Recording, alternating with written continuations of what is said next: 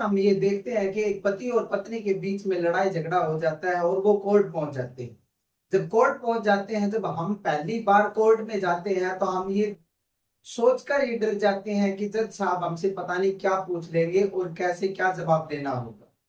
तो आज हम इस वीडियो में उन सवालों पर चर्चा करेंगे, कैसे सवाल होते हैं, कैसे कोर्ट की प्रोसीडिंग होती है, कैसे आपकी फाइल काम करती है और कैसे क्या कार्रवाई होती है। आज हम उन्हीं से चीजों के बारे में बात करेंगे। तो डरने की कोई बात नहीं होती है, कोर्ट में ऐसा कुछ भी नहीं होता है। तो वो सारी चीजें देखेंगे कि कैसे सवाल होते हैं, कैसे क्या होता है। तो बने रहे वीडियो में। नमस्कार दोस्तों, मैं एडवोकेट यतेंद्र आपका स्वागत करता हूं। जैसा कि आप जानते हैं, इस यूट्यूब चैनल पर आपको लीगल अवेयरनेस की जानकारी मिलती है और आपको लगातार कानून के प्रति सजग किया जाता है।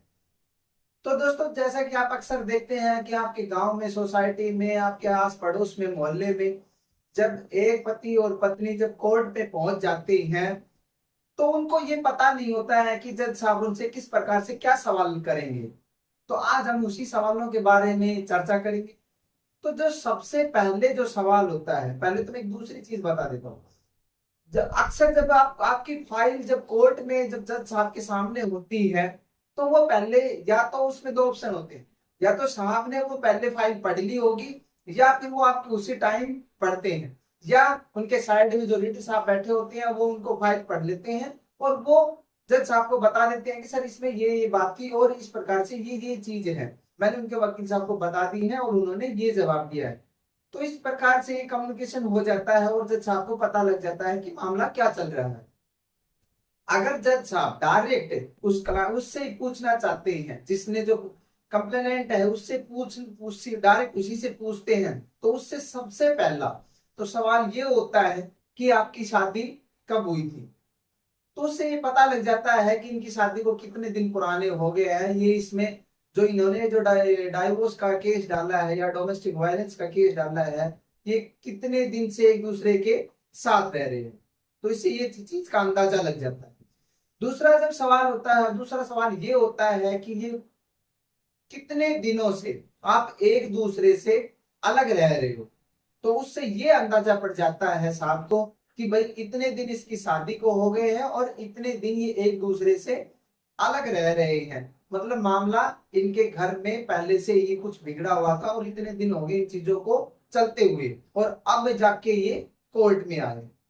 फिर जब नेक्स्ट सवाल होता है वो यही होता है कि अगर आपके बच्चे हैं या नहीं है। अगर बच्चे हैं तो वो लड़का है या लड़की है, वो कितने साल के हैं, उनका क्या खर्चा है, वो क्या करते हैं, कौन से स्कूल में पढ़ते हैं, बच्चों से रिलेटेड वो सारे सवाल पूछते हैं ताकि उनको एक अंदाजा पड़ जाता है कि वो बच्चे किस प्रकार से क्या पूरा दिन कैसे क्या कार्रवाई करते हैं, या जो भी उनकी जो दिनचर्या होती है वो सारी दिनचर्या धीरे धीरे करके ना साफ पूछ लेते हैं। अगर बच्चे नहीं है तो इनका ये सवाल खत्म हो जाता है। अब बात करते हैं कि जैसे कि मान लो पत्नी ने वो केस डाला है तो उससे ये पूछते हैं कि अब तुम कहाँ रह रही हो, कि उसका ये जुरिडिक्शन बनता है या नहीं बनता है, कि ये उसका कार्य क्षेत्र बनता भी है या नहीं बनता है। तो वो ये सवाल जरूर पूछते हैं कि अब आप कहाँ रह रहे हो, आप ससुराल में रह रहे हो या मायके में रह रहे हो या किसी रेंट के मकान पर रह रहे हो या कहाँ पर कैसे रह रहे हो, या आप जहां पर भी रह रहे हो उससे रिलेटेड आपने डॉक्यूमेंट फाइल में लगाए हैं या नहीं लगाए। अगला सवाल क्या होता है, अगला सवाल ये होता है कि आपने एलिगेशंस क्या क्या लगाए हैं, किस आदमी ने आपको किस प्रकार से कैसे परेशान किया है।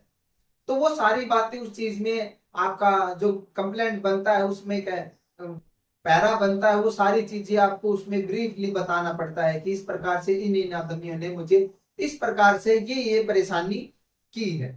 अब परेशानी की बात के बाद जब वो अगला जो सवाल होता है वो होता है कि आपको किस प्रकार से क्या रिलीफ चाहिए। तो फिर वो उन्हीं जो पैराग्राफ होता है उन्हीं का हवाला देते हुए ये चीज बतानी पड़ती है कि सर इन्होंने मुझे कितने इस तरीके से परेशान किया था और इस प्रकार से मुझे इनसे ऐसा रिलीफ चाहिए। तो जैसी भी आपकी प्रॉब्लम होती है वैसा ही आप रिलीफ की डिमांड करते हैं। अगर साहब को वो ठीक लगता है तो उसी प्रकार से वो रिलीफ दिलाने की कोशिश करते हैं और वो आपको रिलीफ मिल भी जाती है अगर आपकी जायज है तो।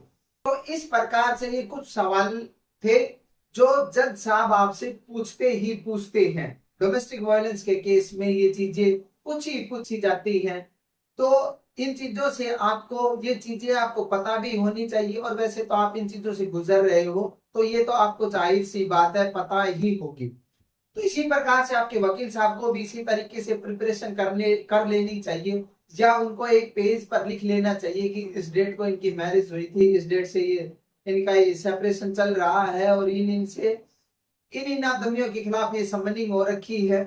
तो वो सारी चीजें एक डेट पर, एक पेज पर लिख ले, ताकि वो जब भी चीजें साहब पूछे तो उसका इंस्टेंट जवाब दिया जाए, ताकि फाइल देखने की जरूरत ना पड़े। कहीं ऐसा ना हो कि आपके वकील साहब तुरंत उसी टाइम पे फाइल पढ़े और फाइल पढ़ के ना आप जवाब दें। तो इस प्रकार से साहब पर गलत इंप्रेशन पड़ता है कि इनके वकील साहब को ही फाइल का नहीं पता है कैसे क्या चल रहा है, तो वो थोड़ा सा इंप्रेशन अच्छा नहीं लगता।